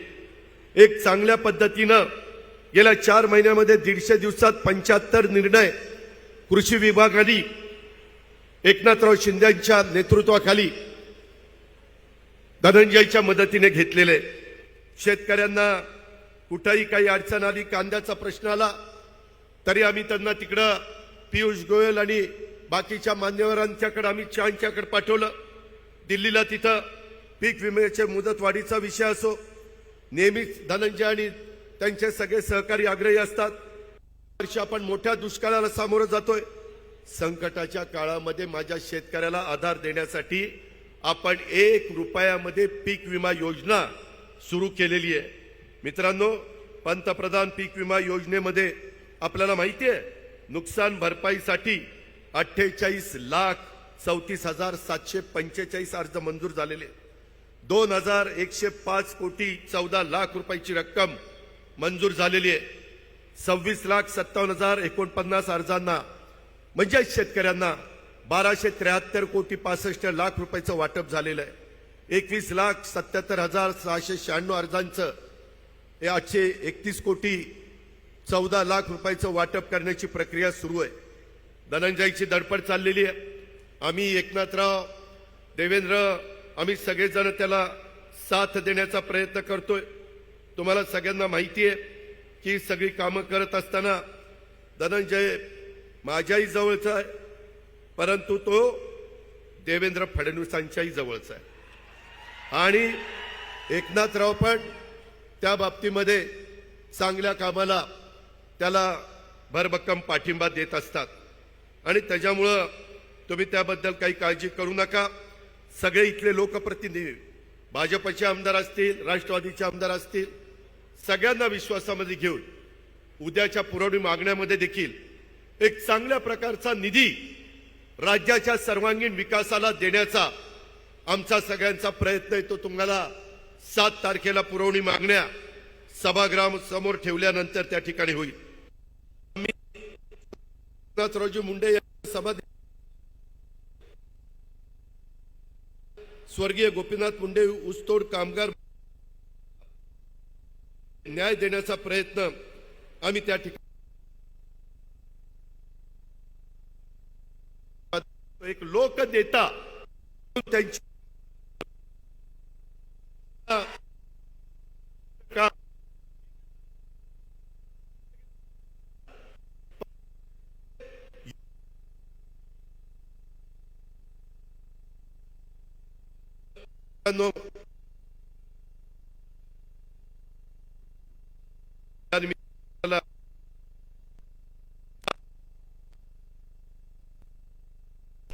महाराष्ट्राचा विकास होतोय.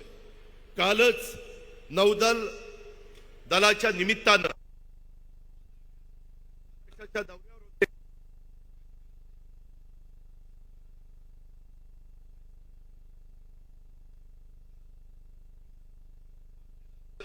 त्या एक महाराजांचा पूर्णाकृती पुतळ्याचं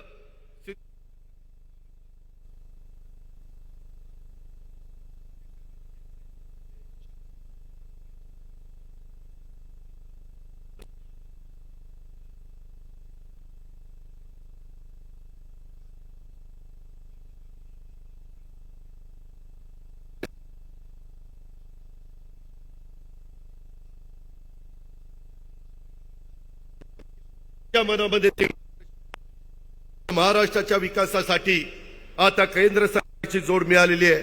राज्याच्या विकासासाठी आवश्यक असणाऱ्या निधीची कोणतीच कमतरता आपल्याला भासणार नाही. परंतु आपण सगळ्यांनी एकोपा ठेवला पाहिजे. उद्याच्या येणाऱ्या लोकसभेच्या निवडणुकीच्या निमित्तानं तिसऱ्यांदा ह्या देशाचं पंतप्रधान नरेंद्र मोदी साहेबांना करण्याकरता 48 पैकी कमीत कमी 45 जागा तरी निवडून आणण्याचं काम हे आपल्याला सगळ्यांना करायचं आहे. त्याकरता तुमच्या आशीर्वादाची गरज, त्याकरता तुमच्या भरभक्कम पाठिंब्याची गरज ही आम्हाला हवी आहे. ही पण अपेक्षा मी आजच्या निमित्तानं आपल्या सर्व सहकाऱ्यांना करतो आणि ज्यांना ज्यांना लाभ मिळालेला आहे त्या लाभाचा फायदा माझ्या सहकाऱ्यांनी अतिशय चांगल्या पद्धतीनं करून घ्यावा अशा प्रकारची अपेक्षा आज शासन आपल्या दारी आणि इतर विविध कार्यक्रमाच्या भूमिपूजनाच्या निमित्तानं इथं करतो.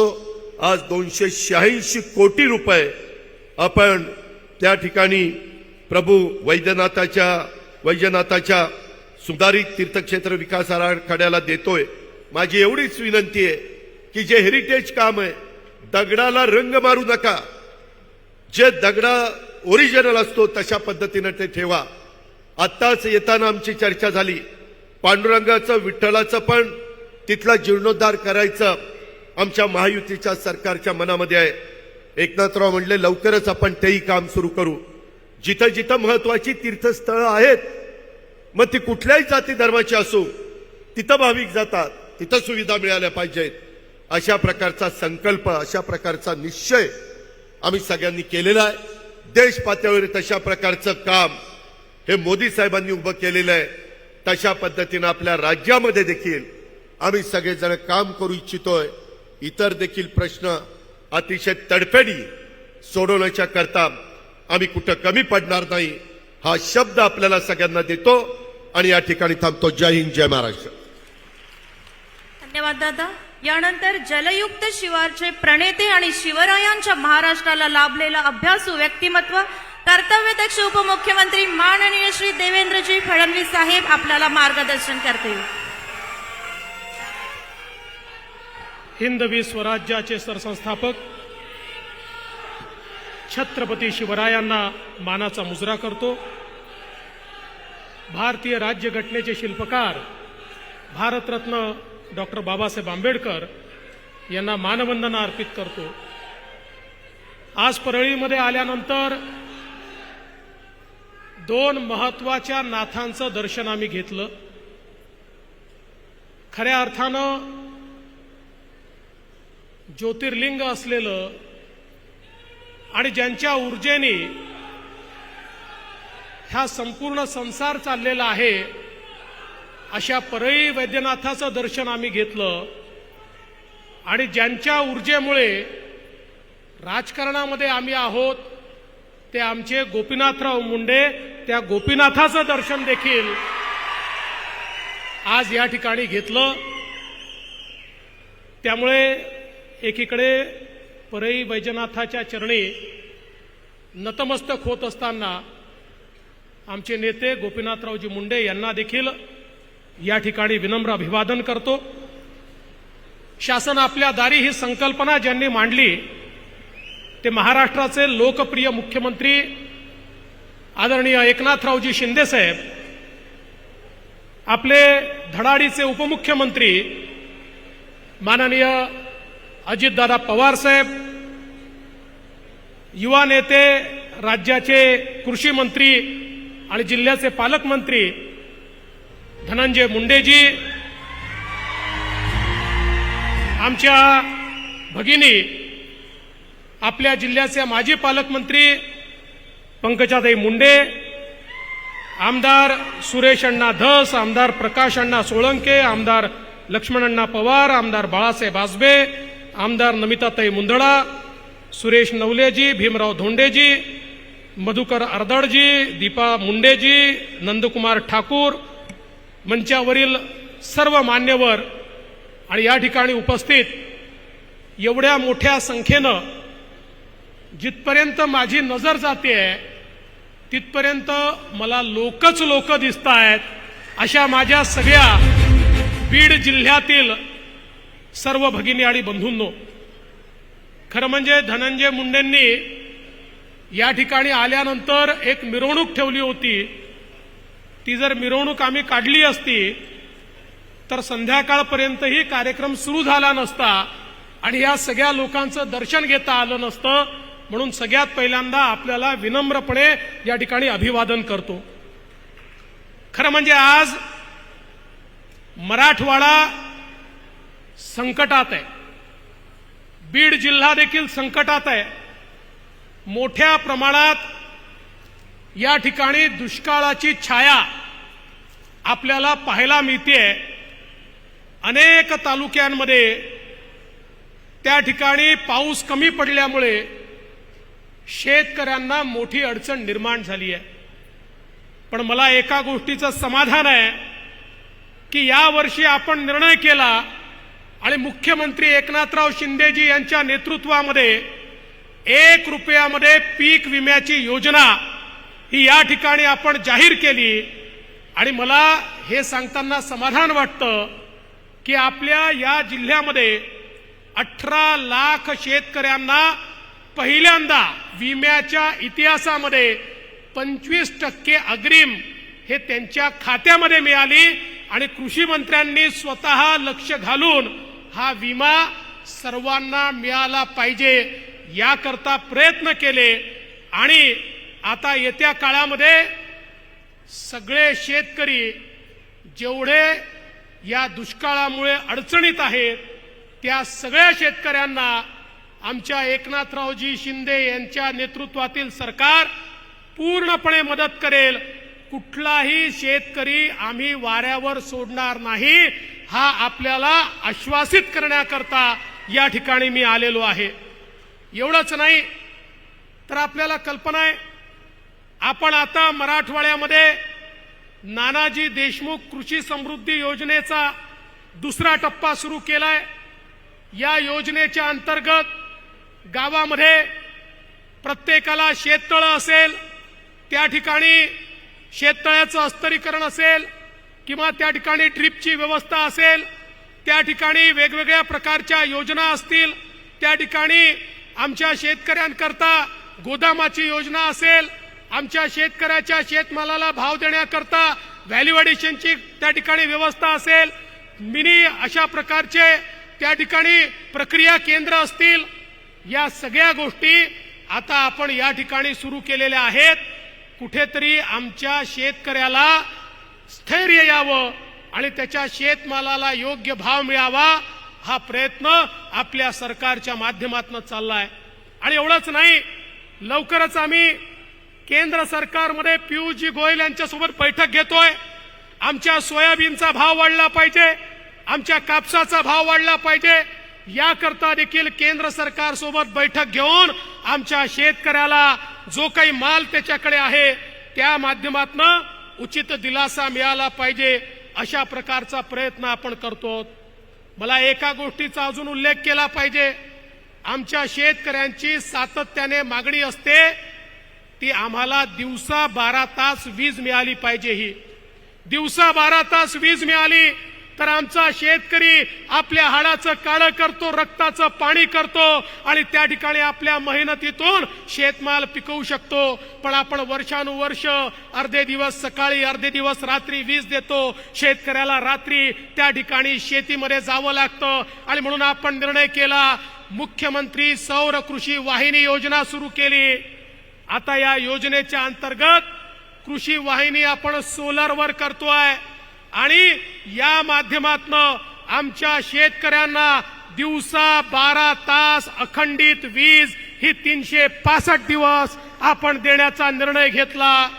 आणि मला आनंद आहे, पहिल्याच टप्प्यामध्ये बीड जिल्ह्यातल्या जवळपास 30% फिडरचं टेंडर हे आम्ही काढलेलं आहे. पुढच्या 3 महिन्यात अजून 30% फिडरचं आम्ही टेंडर काढू आणि पुढच्या वर्षापर्यंत बीड जिल्ह्यातल्या सगळ्या फिडरवर आम्ही सोलरायझेशनचं काम सुरू करू. 2 ते 2.5 वर्षामध्ये बीड जिल्ह्यातले सगळे फिडर हे सोलर फिडर असतील आणि बीड जिल्ह्यातल्या सगळ्या शेतकऱ्यांना दिवसा 12 तास अखंडित वीज ही त्या ठिकाणी देण्याचं काम हे आपल्या सरकारच्या माध्यमातून या ठिकाणी निश्चितपणे आपण करणार आहोत.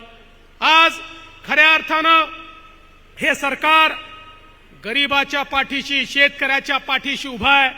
मगाशी पालकमंत्र्यांनी उल्लेख केला की या ठिकाणी कृष्णा मराठवाडा योजना, खुंटेफळची योजना, या सगळ्या योजनांना चालना मिळाली. मला आठवतं मागच्या काळात जेव्हा मुख्यमंत्री होतो त्या काळामध्ये आपण कृष्णा मराठवाड्याला सुप्रमा दिली. त्यानंतर पुन्हा सरकार आलं शिंदे साहेबांच्या नेतृत्वामध्ये, आम्ही पुन्हा 11,400 कोटी रुपयाची सुप्रमा या ठिकाणी दिली. आणि मराठवाड्याच्या हक्काचं पाणी हे मराठवाड्यामध्ये आणण्याकरता आपल्या सरकारने जो निर्धार केला तो निर्धार आता पूर्णत्वाला चाललेला आहे. आणि मराठवाड्याच्या हक्काचं पाणी हे मराठवाड्यामध्ये आणण्याचं काम आपण करतोय. आणि एवढंच नाही, अजितदारांनी सांगितलं हे खरं आहे, मागच्या काळात आपण निर्णय घेतला आणि वाहून जाणारं पाणी गोदावरीच्या खोऱ्यामध्ये आणून मराठवाड्याला दुष्काळ मुक्त करण्याचा निर्णय आपण त्या ठिकाणी घेतला. आता त्या कामालाही गती मिळालेली आहे. लवकरच आम्ही MWRRA कडे चाललो. MWRRA ची मान्यता मिळाल्यानंतर वाहून जाणारं पाणी हे गोदावरीच्या खोऱ्यामध्ये आणून आमच्या मराठवाड्याला दुष्काळ मुक्त करण्याचं काम हे आम्ही त्या ठिकाणी करणार आहोत. एवढंच नाही तर मागच्या काळामध्ये मराठवाडा ग्रीडचं काम आपण सुरू केलं होतं. काही कारणाने मध्यंतरी आलेल्या सरकारने ते थांबवलं होतं. आता आपण मराठवाडा ग्रीडचा प्रस्ताव केंद्र सरकारकडे पाठवलाय आणि मी विश्वासाने सांगतो केंद्राची मान्यता मिळाल्यानंतर मराठवाडा ग्रीडचा प्रस्ताव देखील या ठिकाणी मंजूर होईल आणि आपण संपूर्ण पाईपच्या जाळ्याने गावोगावी पिण्याचं पाणी, शेतीचं पाणी हे मराठवाडा ग्रीडच्या माध्यमातून सगळ्या धरणांना जोडून मराठवाड्याला दुष्काळ मुक्त करण्याकरता एक मोठं त्या ठिकाणी पाऊल उचलणार आहोत. आणि म्हणून मला या निमित्ताने सांगायचं आहे, आपलं सरकार सामान्य माणसाच्या पाठीशी उभं आहे. जलयुक्त शिवारच्या अंतर्गत मागच्या काळामध्ये पंकजाताईंच्या नेतृत्वात या जिल्ह्यात अतिशय सुंदर काम झालं. आता जलयुक्त शिवार टप्पा 2 आपण सुरू केलाय. मला विश्वास आहे जसं मागच्या काळामध्ये बीड जिल्ह्याने जलयुक्त शिवारमध्ये पहिला नंबर पटकावला, याही वेळी बीड जिल्हाच या ठिकाणी पहिल्या क्रमांकावर जलयुक्त शिवारच्या अंतर्गत येईल आणि शेतकऱ्याच्या शेतीला पाणी देण्याकरता निश्चितपणे या ठिकाणी अतिशय उत्तम काम होईल. धनंजयजी, आपण साठवण तलावाची मागणी केली होती. मी म्हटलं परळीला चाललो आहे, पुन्हा तुम्ही विचाराल काय झालं. कालच 8ही साठवण तलावांना मी मान्यता दिलेली आहे आणि त्याचं काम देखील आता लवकरच आपण सुरू करतो. खरं म्हणजे या सरकारने घेतलेला एक एक निर्णय हा अत्यंत महत्वाचा निर्णय आहे. आज इतक्या मोठ्या प्रमाणात माता भगिनी या ठिकाणी आहे. पंकजाताई, मागच्या काळामध्ये माझी लेक भाग्यश्री सारखी चांगली योजना आपण सुरू केली. आता त्याचा पुढचा टप्पा आपण सुरू केलाय. एकनाथरावजी शिंदे यांच्या नेतृत्वामध्ये लेक लाडकी योजना सुरू केली आहे. ज्या घरामध्ये मुलगी जन्माला येईल ते घर लखपती झालं पाहिजे. मुलगी जन्माला आली की 5,000 रुपये, ती पहिल्या वर्गात गेली की 5,000 रुपये, ती 7व्या वर्गात गेली की त्या ठिकाणी 8,000 रुपये, ती 11व्या वर्गात गेली की 8,000 रुपये आणि ती 18 वर्षाची झाली की 75,000 रुपये, असे 1,00,000 रुपये ज्या घरामध्ये मुलगी जन्माला येईल ते घर लखपती करण्याचा निर्णय आपण या ठिकाणी घेतलेला आहे. आणि एवढंच नाही तर एक अजून निर्णय घेतलाय. आमच्या माता भगिनींनी त्या निर्णयाचं मोठं स्वागत केलं आहे. आता आमच्या माता भगिनींना ST मध्ये जो काही प्रवास आहे तो माता भगिनींकरता 50% तिकिटामध्ये आपण केलाय. 50% मोफत. माता भगिनींनी मुख्यमंत्र्यांचं टाळ्या वाजवून स्वागत केलं पाहिजे की माता भगिनींना आता 50%च पैसे लागतात. आणि आता घरच्या लोकांना सांगितलं पाहिजे की आता तालुक्याच्या ठिकाणी, जिल्ह्याच्या ठिकाणी जायचं असेल तुम्ही घरी बसा, मी जाऊन येते, कारण मी गेली तर अर्ध्या पैशातच काम होतं, हे सांगण्याची आज आवश्यकता या ठिकाणी आहे. महात्मा फुले जनआरोग्य योजना, एकीकडे देशाचे पंतप्रधान मोदीजींनी 5 लाखापर्यंतचा इलाज मोफत केला. तर दुसरीकडे एकनाथरावजी शिंदे यांच्या नेतृत्वामध्ये आपल्या सरकारने महात्मा फुले जनआरोग्य योजनेमध्ये 5 लाखापर्यंतचा इलाज मोफत केलेला आहे. त्याच्यामध्ये आता कुठली अट नाही.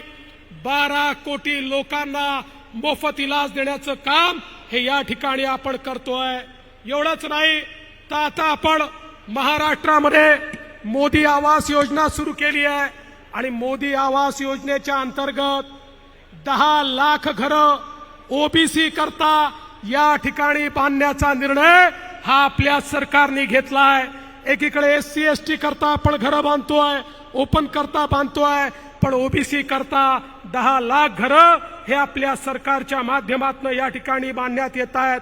एवढंच नाही, आमच्या अंगणवाडी सेविका असतील, गटप्रवर्तक असतील, आशा सेविका असतील, सगळ्यांच्या मानधनामध्ये 1500 ते 1700 रुपये वाढ आपल्या सरकारने या ठिकाणी केली आहे.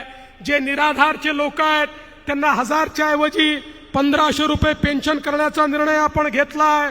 आणि या व्यतिरिक्त मोठ्या प्रमाणात आमच्या मुलांच्या स्कॉलरशिपचे पैसे देखील वाढवण्याचं काम हे आपल्या सरकारने या ठिकाणी केलेलं आहे.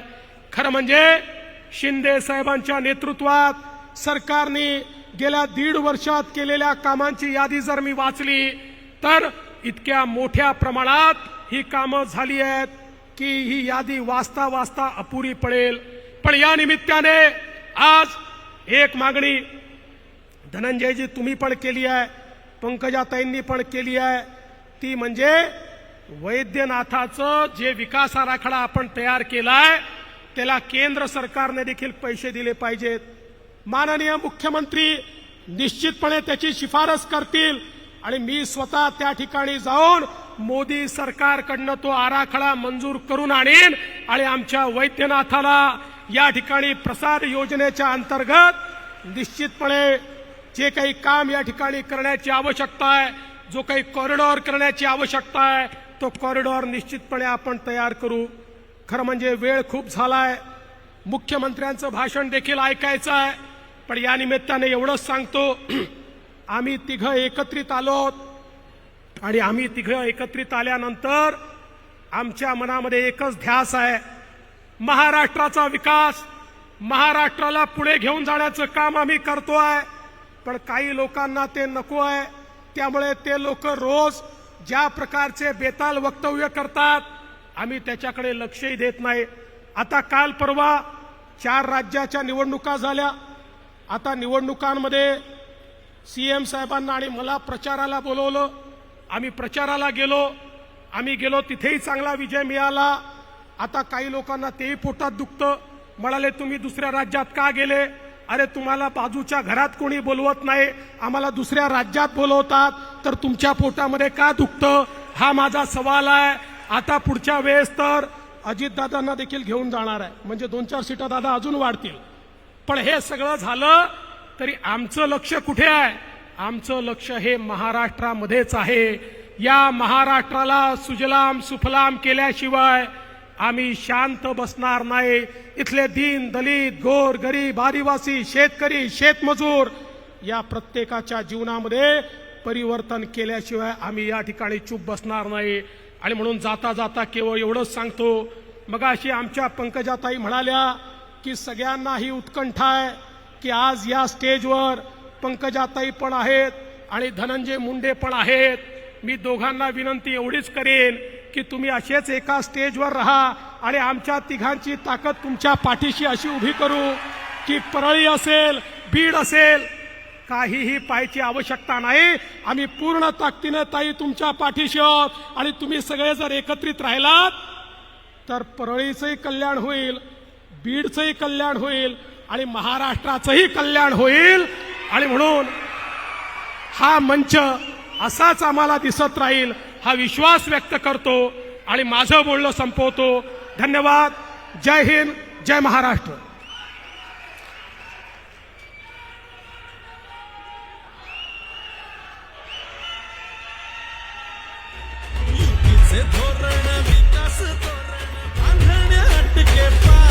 अरे हॅलो, सन्माननीय मुख्यमंत्री महाराष्ट्र राज्याची एकनाथजी शिंदे साहेब, सर्वसामान्यांचं हक्काचं नेतृत्व, दीपस्तंभ. टाळ्यांच्या जोरदार गजरात स्वागत करूया महाराष्ट्र राज्याचे मुख्यमंत्री श्री एकनाथजी शिंदे साहेब. छत्रपती शिवाजी महाराज की जय भवानी.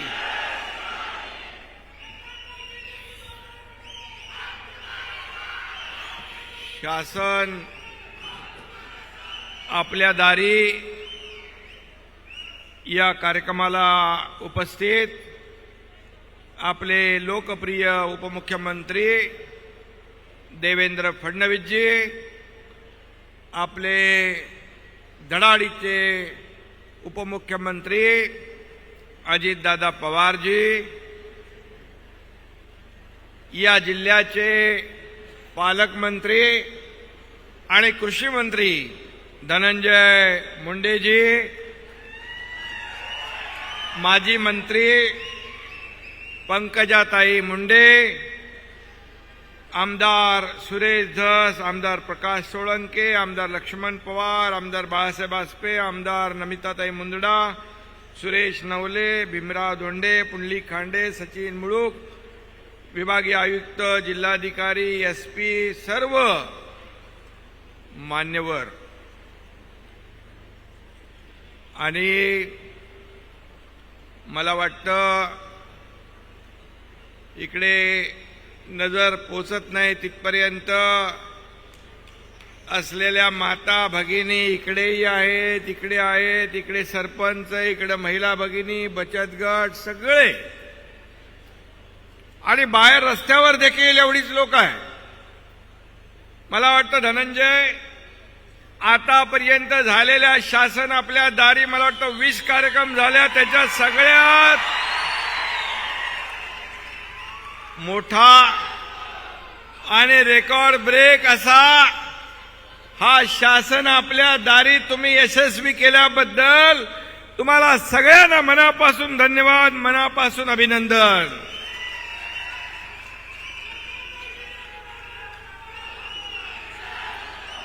खरं म्हणजे येताना आम्ही 12 ज्योतिर्लिंगापैकी परळी वैजनाथचं दर्शन घेतलं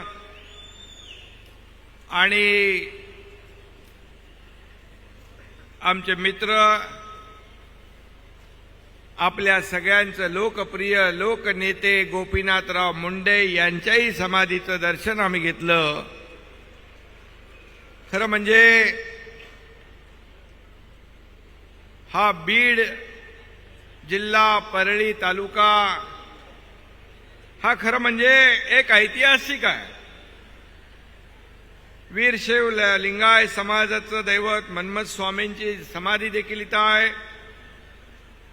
मराठवाडा मुक्ती संग्रामात शहीद झालेल्या बीड जिल्ह्यातल्या शूरवीरांना देखील मी विनम्र आदरांजली अर्पण करतो.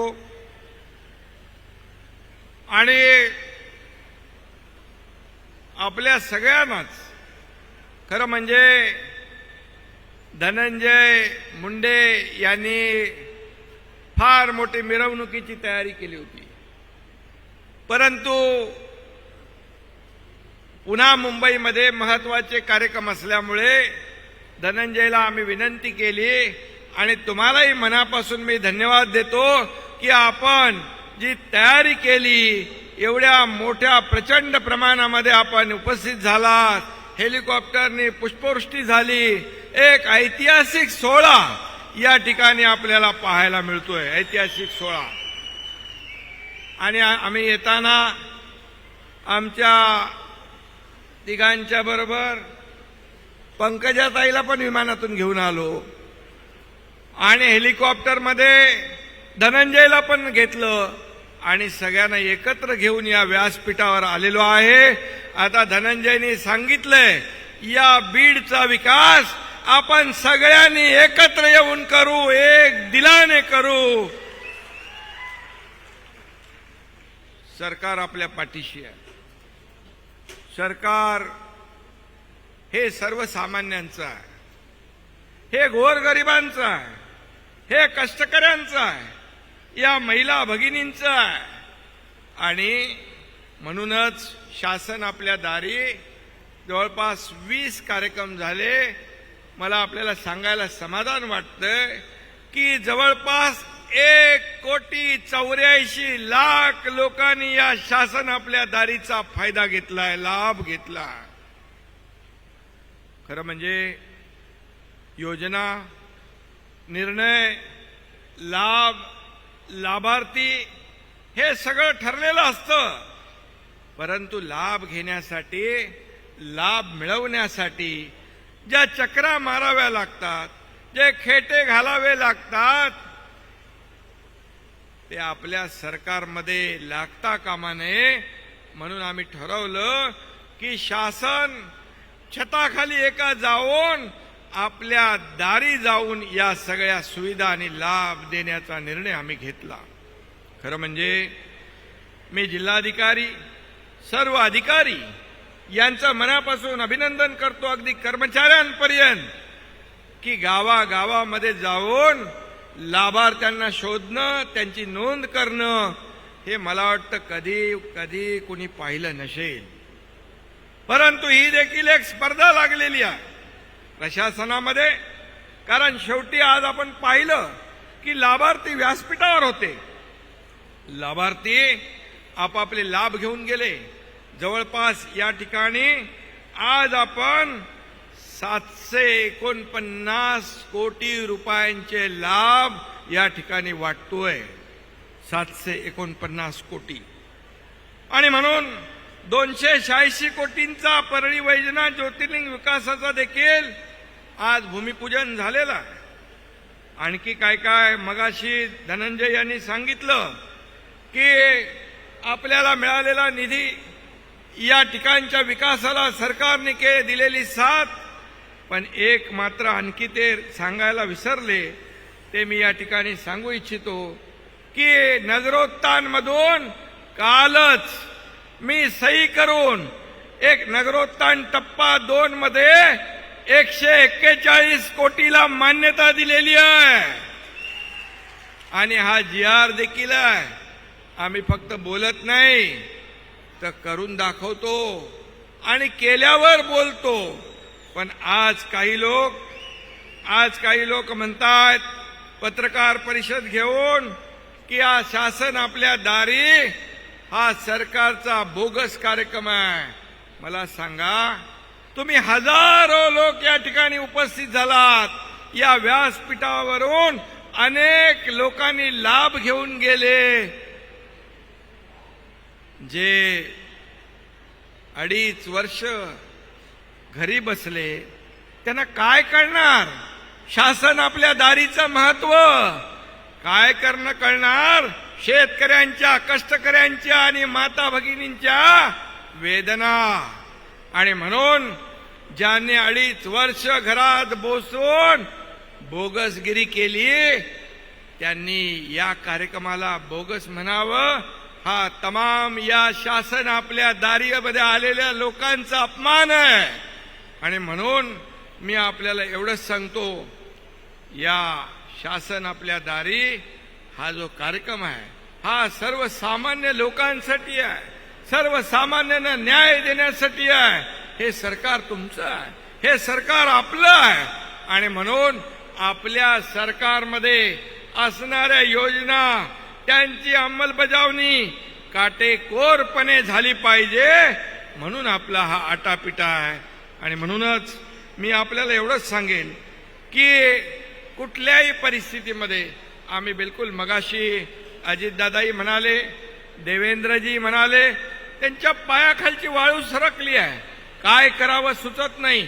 एवढ्या मोठ्या संख्येने लोक या शासन आपल्या दारी या कार्यक्रमाला येऊ लागले.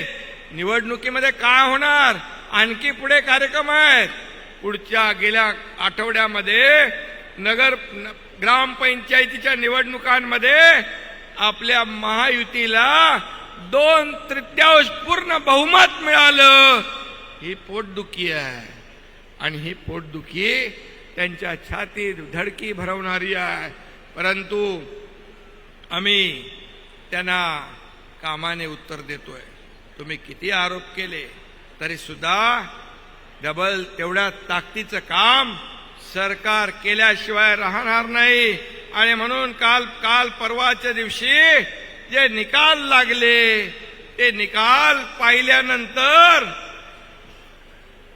मोदीजींची जी काही लाट या देशामध्ये लोकांनी पाहिली, मोदीजींचा करिश्मा संपला असं म्हणणाऱ्यांना मुंहतोड जवाब या देशातल्या जनतेने दिलेला आहे. आणि म्हणूनच आपण देखील केंद्र सरकार आणि राज्य सरकार मिळून हे डबल इंजिनचं सरकार काम करतंय. आपल्याला केंद्राचंही पाठबळ आहे. मला सांगा, गेल्या 9 वर्षामध्ये आदरणीय प्रधानमंत्री महोदयांनी जे केलेलं काम आहे ते गेल्या 50-60 वर्षात आधीच्या राज्यकर्त्यांना दुर्दैवाने करता आलं नाही. आणि म्हणूनच काल परवाच्या निवडणुकांमध्ये साप धुव्वा उडवलाय जनतेने. आणि येणाऱ्या 2024च्या लोकसभेच्या निवडणुकांमध्ये देखील पुन्हा नरेंद्र मोदीच याच्यावर शिक्कामोर्तब जनतेने केलंय, लोकांनी केलंय. याचीच पोटसूळ आहे. आणि म्हणून मला सांगा,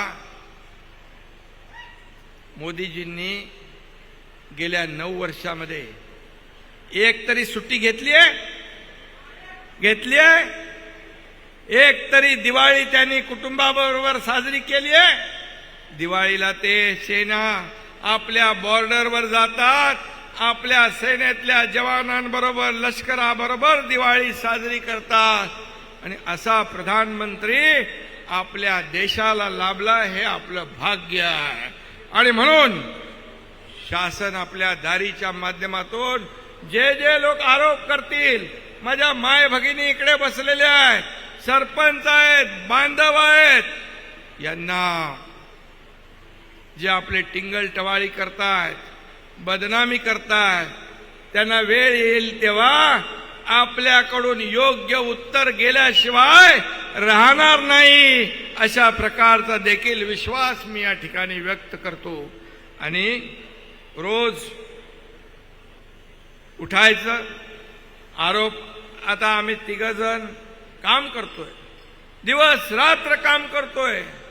आपण लोकांमध्ये जातोय, लोकांची गाऱ्हाणी ऐकतोय, लोकांना न्याय देण्याचं काम आपण करतोय. आणि म्हणूनच हे जे काही आज आपण पाहतोय ते चित्र या महाराष्ट्रामध्ये आज बदललेलं चित्र पाहतोय.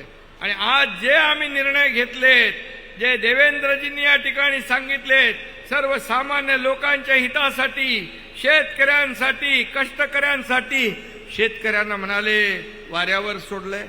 मला सांगा, शेतकऱ्यांचा मोबदला, नुकसान भरपाई आपण NDRFच्या दुप्पट केली. 2 हेक्टरचे 3 हेक्टर केले. सततच्या पावसामुळे होणारं नुकसान आपण नुकसानीमध्ये धरलं. 1 रुपयामध्ये पीक विमा योजना केली. जे महाविकास आघाडी सरकारने 50,000 रुपये जे रेग्युलर कर्जफेड करत होते त्यांना देण्याचा निर्णय घेतला, परंतु दिला नाही. तो देखील आपल्या महायुतीने दिला.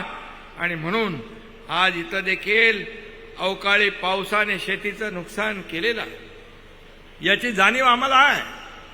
आणि म्हणून शेतकऱ्यांना वाऱ्यावर आम्ही सोडणार नाही. हे शेतकऱ्यांचं सरकार आहे, कष्टकऱ्यांचं सरकार आहे. त्यामुळे पंचनामे देखील आम्ही सांगितले युद्ध पातळीवर करा आणि शेतकऱ्यांच्या पाठीशी उभं राहण्याचं काम करा. हे सरकारचं काम आहे, हे आपलं काम आहे. आणि म्हणून महिला बचत गट असेल, सरपंचांना त्यांच्या गावाच्या विकासासाठी निधी असेल, आज महिला सक्षमीकरणाचा देखील निर्णय आपल्या सरकारने घेतला. CRPचं मानधन डबल केलं. महिला बचत गटाचं रिव्हॉल्विंग फंड जे आहे तो आपण दुप्पट केला. आणि या महिला बचत गटांना देखील त्यांच्या वस्तू विक्रीसाठी ब्रँडिंग करणं, मार्केटिंग करणं, त्यांना पायावर स्वतःच्या उभं करण्यासाठी पूर्ण सरकार आपल्याला साथ देणार आहे, आपल्या सोबत आहे. आणि म्हणूनच मी आपल्याला एवढंच सांगेन की आपल्या येणाऱ्या काळात जे काही सरकारकडून आपल्याला अपेक्षित आहे, या राज्याचा विकास जो आहे, या राज्यामध्ये पायाभूत सुविधा आहेत, या राज्यामधल्या अनेक योजना आहेत.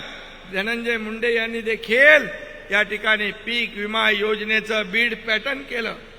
तो बीड पॅटर्न देखील आपण राज्यामध्ये राबवतोय. खरं म्हणजे आमचा उद्देश एकच आहे. उद्देश एवढाच आहे की सर्वसामान्याच्या आयुष्यामध्ये चांगले दिवस आणणं, सर्वसामान्यांच्या जीवनामध्ये बदल घडवणं, विकासाच्या जे काही प्रकल्प बंद पाडले होते 2.5 वर्षामध्ये त्याला चालना देण्याचं काम आपण करतोय.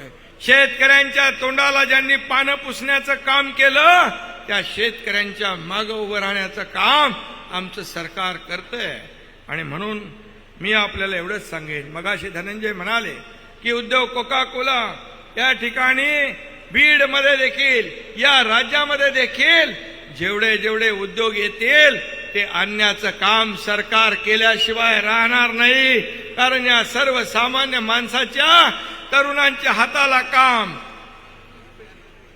देण्याचा निर्णय सरकारने घेतला. आणि म्हणून या राज्यात अनेक उद्योग येतात.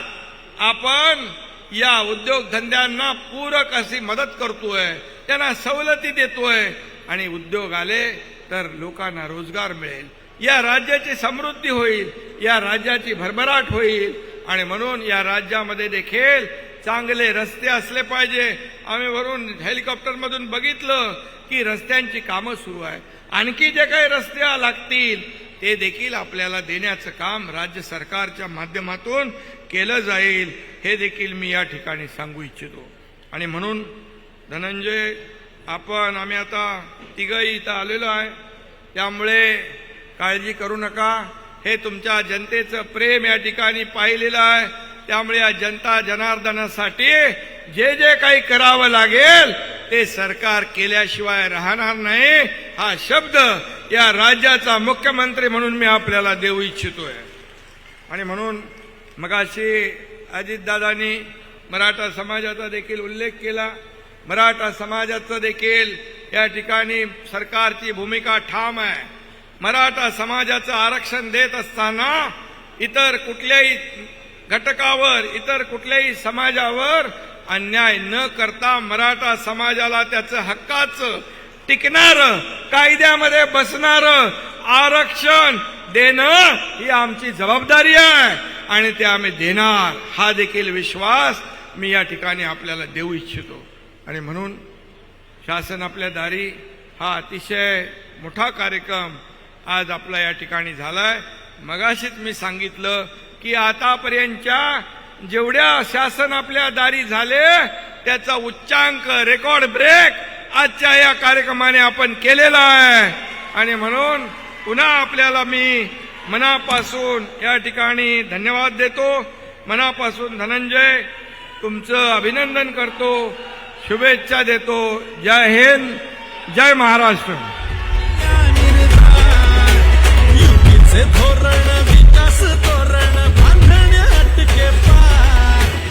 यानंतर बालविवाह निर्मूलन राष्ट्रगीत व्हायचंय. कृपया राष्ट्रगीतासाठी आपण सगळ्यांनी बालविवाह निर्मूलनचे एक अनावरण चित्रफित आदरणीय मुख्यमंत्री महोदय करतील.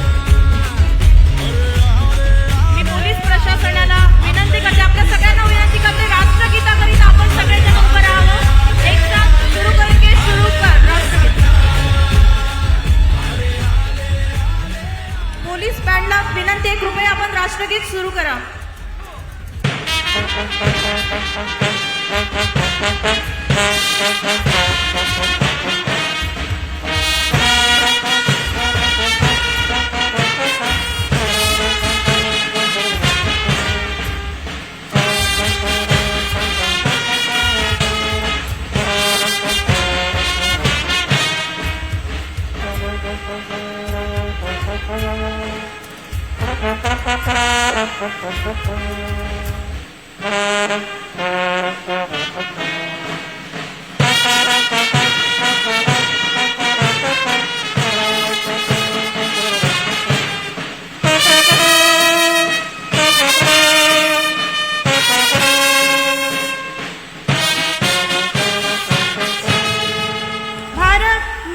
की विचारपीठावरील उपस्थित सर्व मान्यवरांचं जिल्हा प्रशासन बीडच्या वतीने मनपूर्वक आभार. या कार्यक्रमाला उपस्थित सर्व अधिकारी मंडळींचं मनपूर्वक आभार.